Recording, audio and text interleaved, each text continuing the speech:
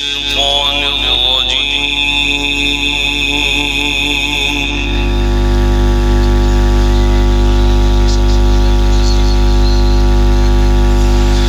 بسم الله الرحمن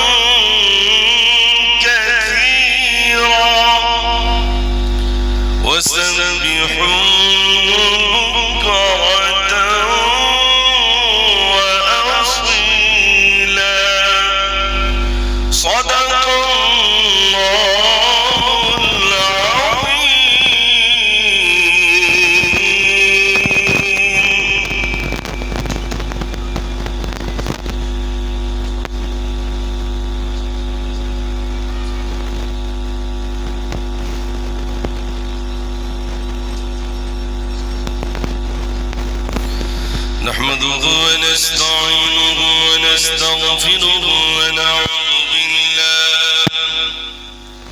ونعوذ بالله من شرور أنفسنا ومن سيئات أعمالنا. من يهده الله فلا مضل له ومن يضلله فلا هادي له. ونشهد أن لا إله إلا الله وحده لا شريك له. ونشهد أن سيدنا وحبيبنا وسندنا ومحبوبنا ومرشدنا ومولانا محمدا عبده ورسوله أرسله بالحق بشيرا ونذيرا وداعيا إلى الله بإذنه وسراجا منيرا. فقد قال الله تبارك وتعالى في كلامه المجيد وفي الفرقان الحميد: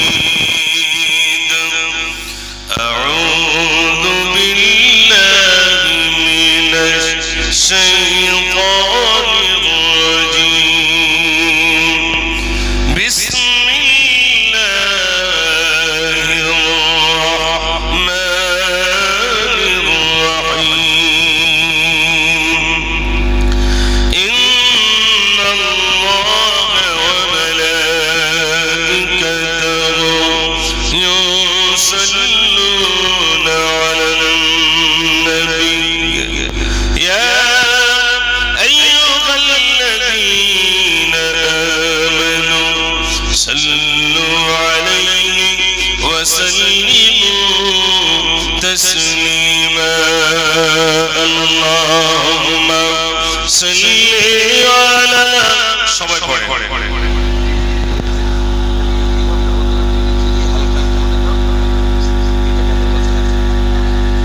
وعلى آل سيدنا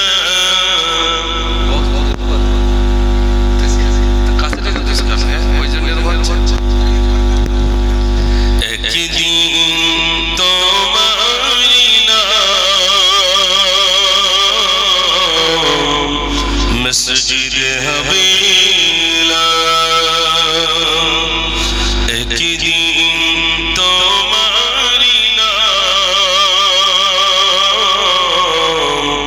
মসজিদ হবেলা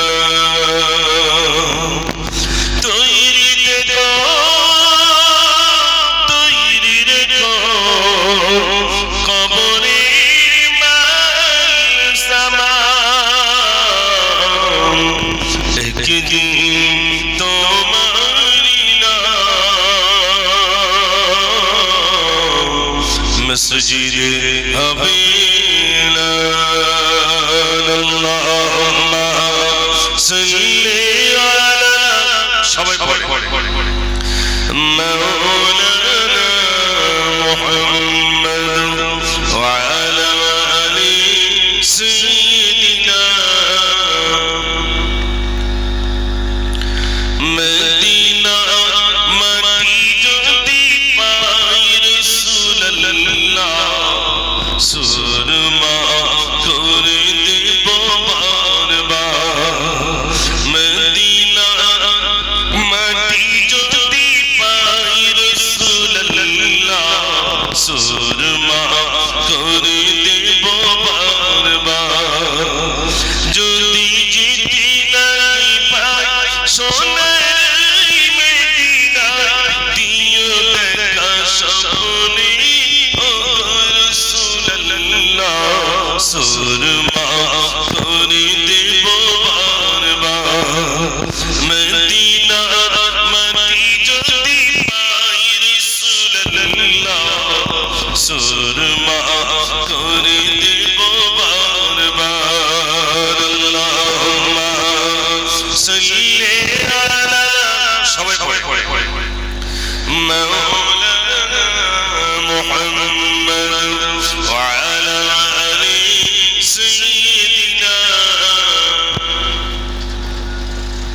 একবার তকবীর দেন সবাই মিলে মহান রবের নাম লিখে নারে তাকবীর এই তো মানুষের আওয়াজ আছে আমি তো আজ থেকে আসছি না আসার সময় বলছিলাম এই ময়দানে একবার জলসা হয়েছিল মানে মাঠ এখান থেকে 20 বছর আগে আমার মনে আছে তখন আমি শুধু গজল বলার জন্য এসেছিলাম তো যে ভাইদের সঙ্গে গল্প করছিলাম না বলছে তখন তাহলে আমরা সবাই ছোট মনে নাই কিন্তু আমি এসেছি আমার মনে আছে 20 বছর চলবে আপনাদের এই ময়দানে এসেছিলাম আমার খেয়াল আছে আলহামদুলিল্লাহ এখানে কম বেশি আল্লাহ পাক এনেছে আমি সকলে করে অনুরোধ করছি জানারা বাইরে রয়েছে সবাই ভিতরে আসুন একবার তাকবীর সবাই মিলে জোরে দেন নারে তাকবীর নারে তাকবীর সবাই প্রাণ করে মুহাব্বতে দুরূদ শরীফ পড়েন আল্লাহুম্মা সাল্লি আলা সবাই পড়ে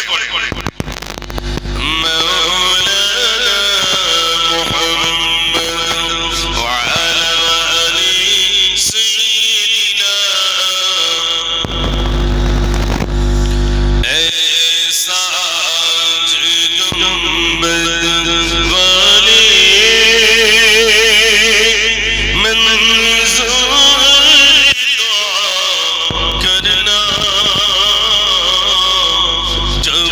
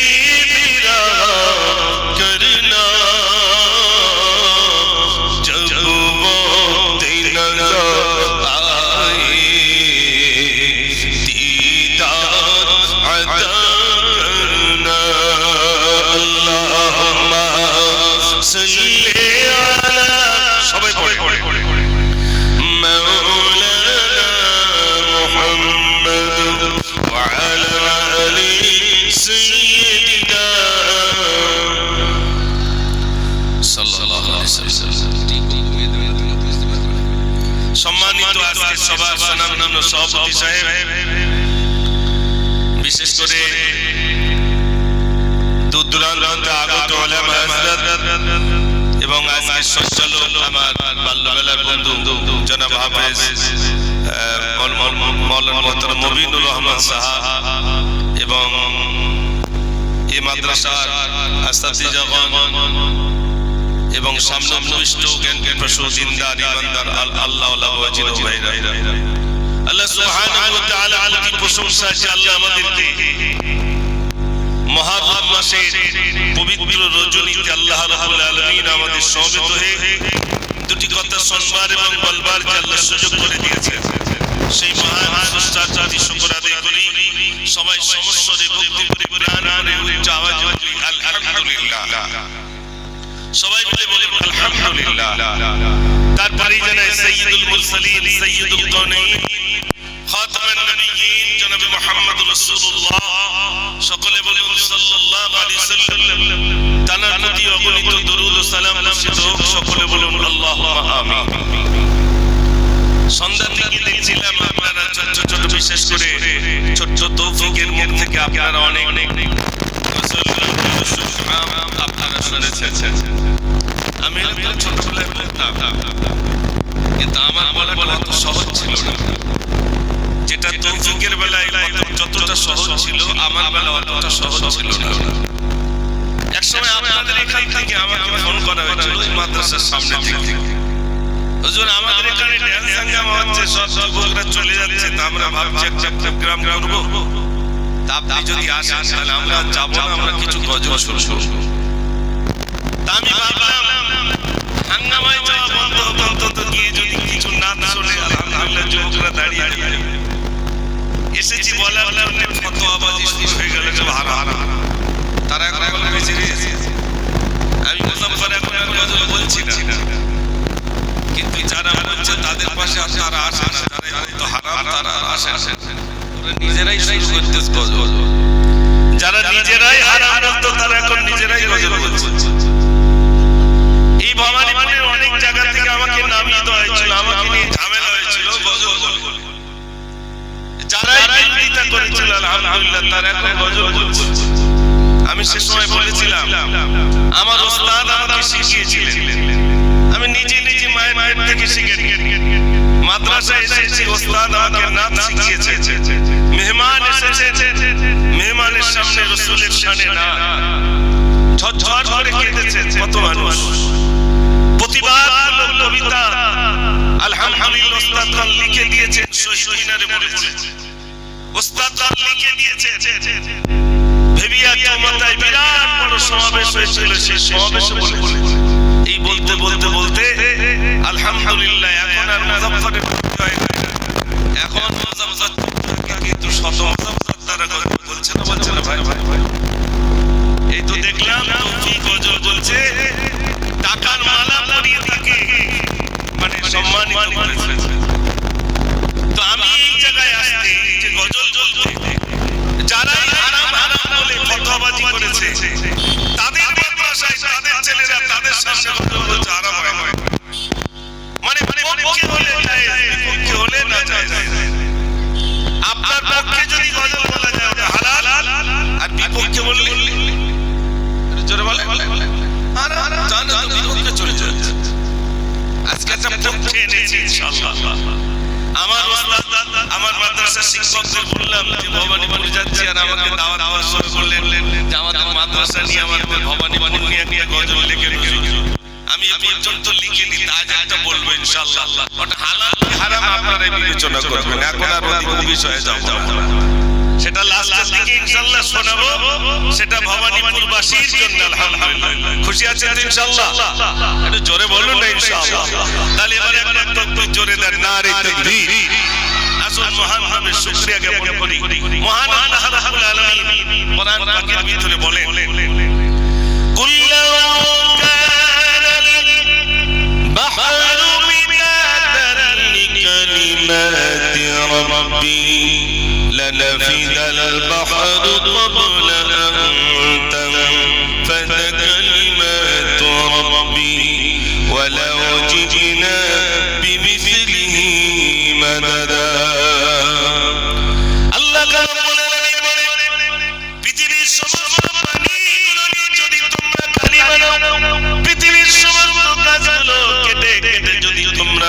মানাও। এরপরে যদি আমার প্রশংসা লিখতে থাকো, লিখতে তোমাদের কালিগুলো শেষ হয়ে যাবে, তথাপি আবার প্রশংসা লিখে লিখে শেষ করা যাবে না। এটা জোরে বলুন না সুবহান। মাদ্রাসার পাশে তো আপনারা সুবহানাল্লাহ জানবেন, মাশাআল্লাহ জানবেন, ইনশাআল্লাহ জানবেন।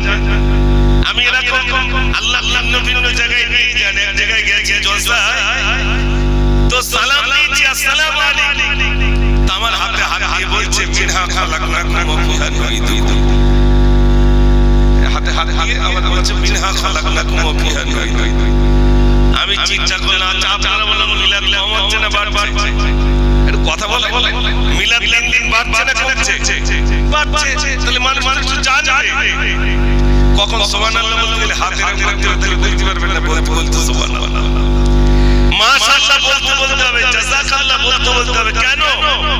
মাশাআল্লাহ ইনশাআল্লাহ এগুলো বলা লাগে না। যত বেশি সুবহানাল্লাহ বলবে, জান্নাতে আপনার জন্য একটা গাছ রোপণ করা হবে, আর ওই গাছ যত জিকির করবে সব আপনার আমলনামায় লিপিবদ্ধ হবে। জোরে বলুন সুবহান।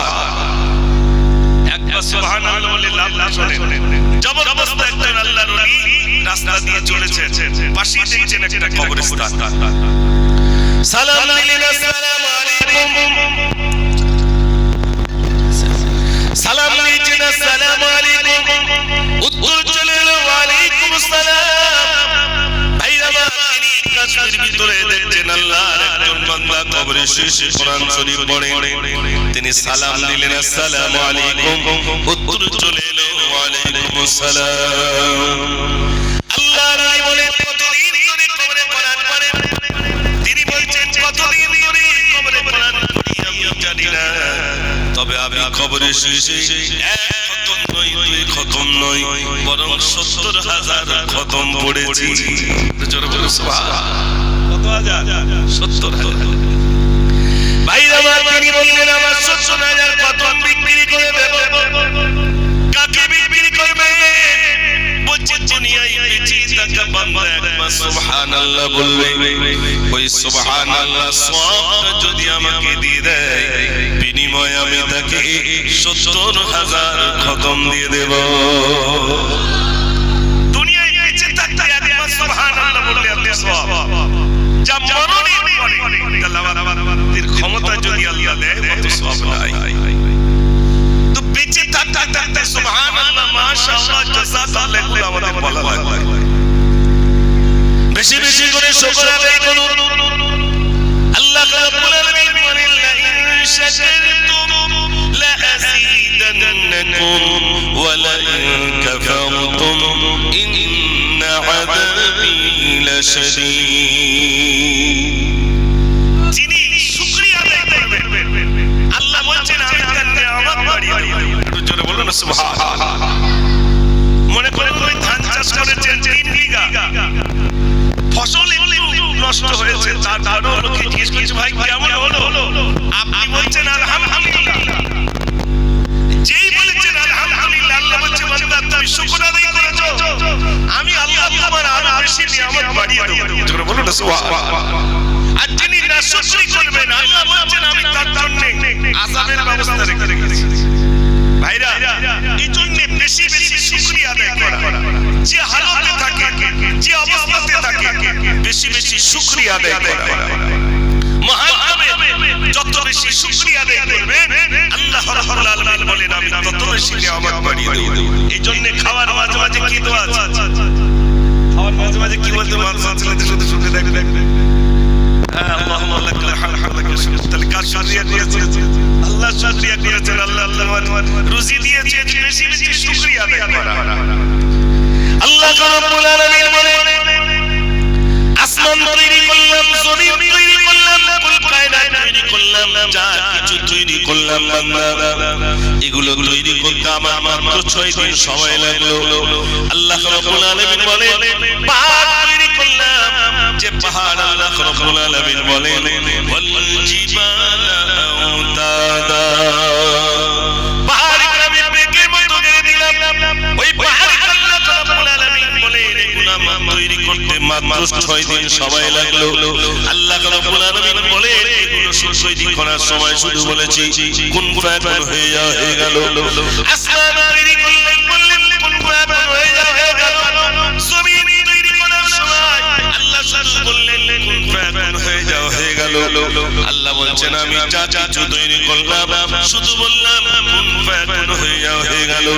কিন্তু মানুষ তৈরি করার সময় কুন ফায়াকুন বলি না, বরং আমার কুদরতি হাতে আমি আমার বান্দাদেরকে তৈরি করলাম।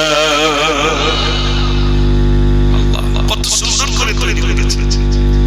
আজকে সোশ্যাল মিডিয়া দেখছিলাম, টোটাল ফেসবুকটাই তো সব বাংলাদেশের খবর ভর্তি, ঠিক কি না? আমার বাংলাদেশ থেকে কয়েকবারে আপনার দাওয়াতের কথাও বলেছে। আমি বলে যাও, কেন যাব না? সে দেশের সরকার আলেমদেরকে দেখে দেখে তাদেরকে বন্ধ করেছে। যদি তার পক্ষে কথা বলো তাহলে ঠিক আছে, বিপক্ষে যদি কথা হয় সঙ্গে সঙ্গে তাকে বলবো। আমি বললাম আমার যাওয়া পর্যন্ত বাংলাদেশে বড় বড় উলামায়ে কেরাম আল্লাহ রাব্বুল আলামিন বড় বড় বক্তাও তৈরি করেছেন, আলেম তৈরি করেছেন, বুজুর্গ তৈরি করেছেন। তারা বক্তব্য রাখলে যথেষ্ট, দুনিয়া থেকে যাওয়া প্রয়োজন নাই। আর সেখানকার হাল দেখুন কিভাবে মানুষদেরকে পাখির মতো তাদেরকে মেরে দেওয়া হচ্ছে, গুলি করে করে শেষ করে দেওয়া হচ্ছে। এটাও মনে রাখবেন, বাংলাদেশে আলেম আমার তো মনে হয় দোয়া কবুল হয়েছে। শুধু বাংলাদেশের আলেম দোয়া করেন, সারা বিশ্বের আলেম তারা দোয়া করেছেন। যেভাবে মাওলানা দেলওয়ার হোসেন সাঈদীকে তারা শেষ করে দিয়েছে, আপনি অবাক হয়ে যাবেন ভাইরা। আমাদের এই গাবতলা বলে একটি জায়গা, সেখানে মাওলানা দেলওয়ার হোসেন সাঈদী সাহেবকে কেন্দ্র করে সেখানে আপনার তার স্মৃতি সভা, প্রতি বছর সেখানে স্মৃতি সভা হয়। তাই কত মহব্বতের, তিনি তো একটা দেশের আলেম হিসেবে পরিচিত ছিলেন না, বরং সারা পৃথিবীর মানুষ তাকে চিনতেন। একটু জোরে বলুন না সুবহানাল্লাহ। বলার উদ্দেশ্য হলো ন্যায়ের পক্ষে গেলে মানে নিজের পক্ষে গেলে ঠিক আছে, বিপক্ষে গেলে তার যেমন বাংলাদেশের সরকার যেমন শুরু করেছে, তার বিপক্ষে বললে সঙ্গে সঙ্গে তাকে বন্দী, এমন তাকে মেরেও পর্যন্ত দেওয়া হচ্ছে। ভাইরা আজ আমরা এমন একটি মাস উপস্থিত হয়েছে যে মাসটির নাম হলো মুহররম মাস। এই মাস সম্পর্কে আপনাদের কি বোঝাবো? পাশেই তো বড় বড় আলেম ওলামা হযরতরা রয়েছে। যদিও এই মুহররম মাস এখানে যত যুবক ভাইরা রয়েছে এটা হলো আরবি নববর্ষের শুরু মাস। এটা বলা যায় যে নিজেকে সংযত করার মাস, নিজেকে তৈরি করার মাস। এই মাসটাই বলা যায় জীবনে যা করেছি এ পর্যন্ত খতম করে দিয়ে বছরের শুরু থেকে আমার জীবনটাকে আমি পরিবর্তন করার নিয়ত নিয়ে আমি আগে যাব তো ইনশাআল্লাহ আমি কামিয়াবি হয়ে যাই। এখানে অনেক যুবক ভাইরা রয়েছেন, পয়লা জানুয়ারি, পয়লা বৈশাখ আপনারা পিকনিক করেন, বিভিন্ন কিছু করেন, কিন্তু আজ সত্যি আনন্দিত যেখানকার যুবক ভাইরা এই মুহররম মাসে বিশেষ করে একটি সংগঠনের নাম দিয়েছেন হিলফুল ফজল। এই সংগঠনটির নাম কোথা থেকে পেয়েছেন? বিশ্বনবী সাল্লাল্লাহু আলাইহি ওয়াসাল্লাম তিনি যে সংগঠনটি করেছিলেন তার যে নামটা তিনি দিয়েছিলেন সেটার নামই হলো হিলফুল ফজল সংগঠন। এটা জোরে বলুন সুবহানাল্লাহ। যদি নবিয়ানা আখলাক, নবিয়ানা চরিত্র, রাসূল করিম সাল্লাল্লাহু আলাইহি ওয়াসাল্লাম গরীবদের কিভাবে সেবা করেছেন, এতিমদের কিভাবে সেবা করেছেন, দুস্থ অসহায় মানুষের পাশে কিভাবে দাঁড়িয়েছেন, সেই আখলাক, সেই চরিত্র যদি আমাদের ভিতরে থাকে এবং আমরা যদি তা বাস্তবায়ন করতে পারি, নিশ্চয়ই এর জাযা আল্লাহ রাব্বুল আলামিন কিয়ামতের দিন এবং দুনিয়াতে আমাদেরকে দেবে। আমার যুবক ভাইরা, নওজোয়ান ভাইরা, আপনারা সুন্দর নাম আপনারা বেছে নিয়েছেন, বিরাট সুন্দর নাম বেছে নিয়েছেন। শুধু নাম বেছে নিলে হবে না, ব্যানারে শুধু ওই নামটি থাকলে হবে না, বরং আমার জীবনটাকে পরিবর্তন করব। আমি গরিব দুস্থ অসহায় পাশে দাঁড়াবো, একটি গরিবের সেবক হিসাবে আমি দাঁড়িয়ে যাব, আমি সমাজের মানুষের সেবক হিসাবে হিসাবে কাজ করব, যদি তা করতে পারি আলহামদুলিল্লাহ, সেটা নবী আনা রাসূল করিম সাল্লাল্লাহু আলাইহি ওয়াসাল্লাম যেমন করেছে ঠিক তেমনই যদি হয়ে যায় আলহামদুলিল্লাহ, তার উত্তম জাযা আল্লাহ আমার আপনার নসিবে দিয়ে দেবেন। জোরে বলুন না সুবহানাল্লাহ। গরিবদের কি এত প্যার করতেন? এখানে অনেক ভাইরা রয়েছে, ভবানীপুরের মানুষ যে বিরাট ধনী তা না, তো গরিবদের জন্য একটা ফ্যাসিলিটি আছে। গরিবরা ধনী ব্যক্তির থেকে গরিবরা 500 বছর আগে তার জান্নাত পেয়ে যাবে। এটা জোরে বলবেন না সুবহানাল্লাহ। দুনিয়ার 500 বছর না, আখিরাতের 500 বছর মানে দুনিয়ার কোটি কোটি বছর আগে গরিবরা তার জান্নাত পেয়ে যাবে। আপনার এখানে যারা আছেন একটু বলবেন গরিব করে রেখেছে কে? নরেন্দ্র মোদি না মমতা ব্যানার্জি? কেউ কথা গরিব করে রেখেছেন কে? আল্লাহ করে রেখেছে। কেন গরিব করে রেখেছে? আল্লাহ প্যার করেন, ভালোবাসেন গরিবদের। দেখেন গরিবদের দেখভালের জন্য ধনী ব্যক্তি বানিয়েছেন। ধনীদের কাছে যে টাকাটা, এই টাকাটা হলো গরিবের ব্যাংক। ধনী ব্যক্তি সে যদি গরিবের না দেখভাল করে তাহলে কিয়ামতের দিন তাকে জবাব দিতেই হবে রে। হায় হায় হায়,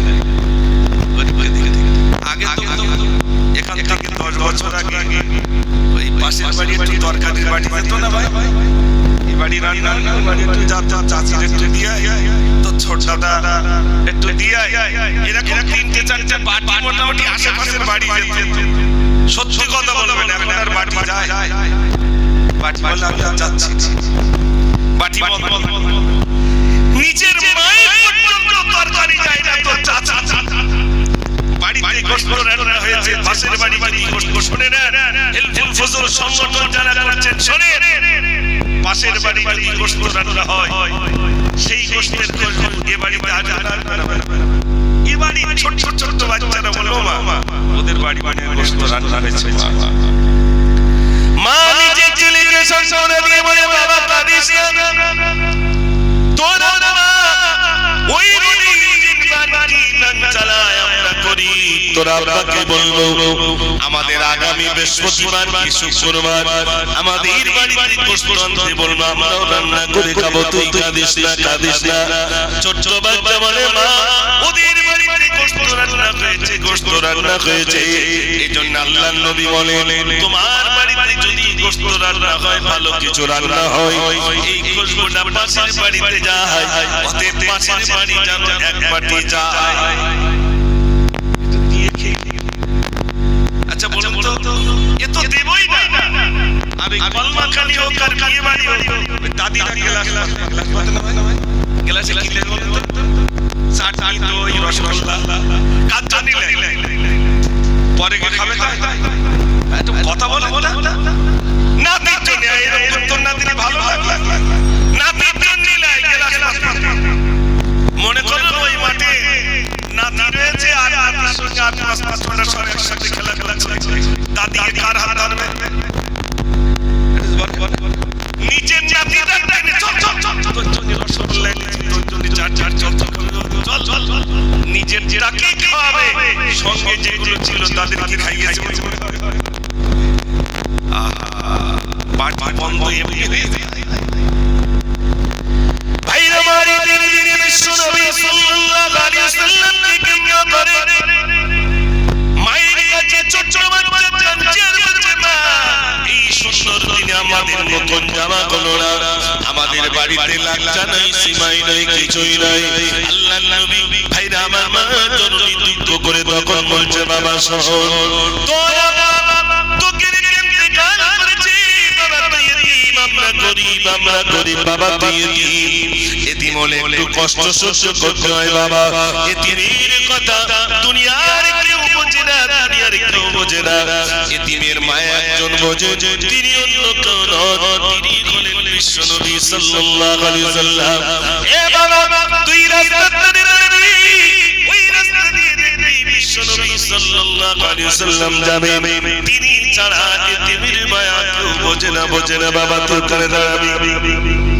ছোট্ট বাচ্চাটি ঈদের দিনে রাস্তায় দাঁড়িয়ে সকলে ঈদের মাঠে যায়, কিন্তু আল্লাহর নবী সাল্লাল্লাহু আলাইহি ওয়াসাল্লাম যাওয়ার সময় ওই ছোট্ট বাচ্চাকে জিজ্ঞাসা করে, তুমি এখানে কাঁদো কেন?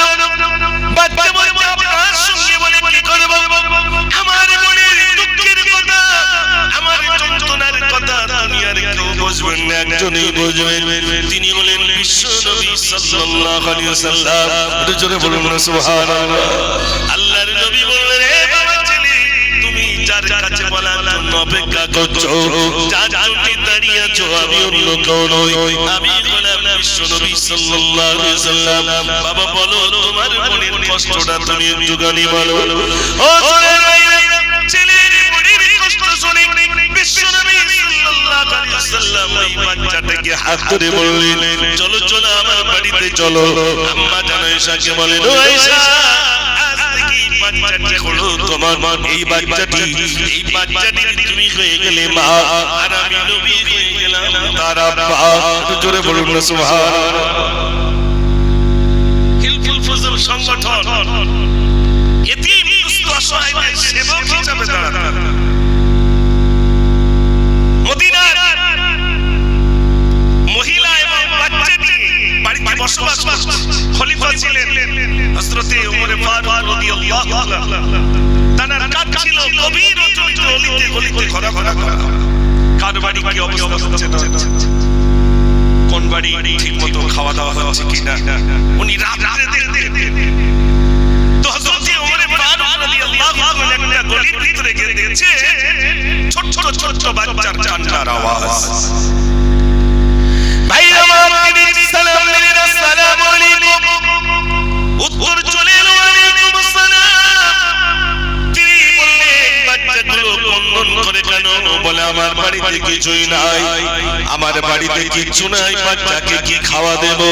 তাই উনুনের উপরে একটা হাঁড়ি দিলাম, হাঁড়িতে কিছু পানি দিলাম, আর তিনটে পাথর ছেড়ে দিয়ে একটা নাড়ি দিয়ে নাড়তে শুরু করে দিলাম। পাথরগুলো হাঁড়ির গায়ে যখন খটখট করে লাগে, আমি আমার বাচ্চাগুলোকে সান্ত্বনা দিই, বাবা তুই কাঁদিস না, কাঁদিস না, এখনই রান্না হয়ে যাবে। এ বাবা তুই কাঁদিস না, এখনই রান্না হয়ে যাবে। আমার বাচ্চাগুলোকে আমি এমনি করে সান্ত্বনা দিই।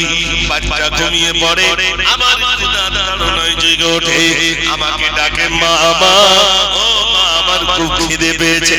মা বলে, কাঁদিস না বাবা, মা বলে, কাঁদিস না, এখনই রান্না হয়ে যাবে। আকৃতি যখন ভিতরে না যায়, পাথর হাড়ির গায়ে খটখট করে লাগে। হযরত ওমর ফারুক রাদিয়াল্লাহু তাআলা বললেন, আমি আমার বাচ্চাগুলোকে সান্ত্বনা দেওয়ার জন্য পানির ভিতরে তিনটে পাথর ছেড়ে দিয়ে নাড়ি দিয়ে নাড়ি, আর পাথরগুলো হাড়ির গায়ে লাগে। আমার বাচ্চাগুলো সান্ত্বনা, আমার বাচ্চাদের সান্ত্বনা দিই, আর আমার বাচ্চাগুলো নিভাবে ঘুমিয়ে যায়। আমিরুল মুমিনিন খলিফাতুল মুসলিমিন সহ্য করতে পারেন না, তিনি ছুটে গেলেন বাইতুল মাল থেকে এক বস্তা মাথায় করেন। সঙ্গে সাথীরা বলেন, আমিরুল মুমিনিন, বস্তা কেন আপনি মাথায় নিচ্ছেন, আমাদেরকে দেন, আমরা মাথায় করে নিয়ে যাই। হযরত ওমর বললেন, না, দায়িত্ব ছিল আমার, আমার রাজ্যের মধ্যে যারা ওখানে রইল, কিয়ামতের দিন আল্লাহর কাছে আমি কি জবাব দিয়ে দেব? কিয়ামতের দিন আমি কি জবাব দেব? তারা ওখানে ছোট ছোট বাচ্চাগুলো তারা রে, আমার দায়িত্ব তাদের কাছে মাল পৌঁছে দেওয়া। তাই তোমরা আমাকে দাও, আমি নিজে মাথায় করে তাদের কাছে নিয়ে যাব। আটার বস্তা মাথায় করে আনলেন। ভাই আমার ইনি বললেন, এই তাড়াতাড়ি বাচ্চাকে রুটি করে খাইয়ে দেন, আর সকাল হলে ওই দরবারে যাবেন, যিনি আমিরুল মুমিনিন খলিফাতুল মুসলিমিন, তার সঙ্গে আপনি গিয়ে দেখা করবেন। একটু জোরে বলুন না সুবহানাল্লাহ। পরিচয় চেয়েছেন, পরিচয় চাই। আমরা বিভিন্ন সংগঠন থেকে গরিবদের একটা লুঙ্গি দিচ্ছি, তার 10টা হাত। চাচি ডেকে গেলে, চাচি এসো, চাচি নিচে, আর 10টা যুবক সব দাঁড়িয়ে একটা লুঙ্গি দিচ্ছে, দিচ্ছে না ভাই? একটা শাড়ি দিচ্ছে। সেই গরিব মানুষটাকে এখানে দাঁড়িয়ে 10 জন মিলে একটা শাড়ি, এরকম সংগঠন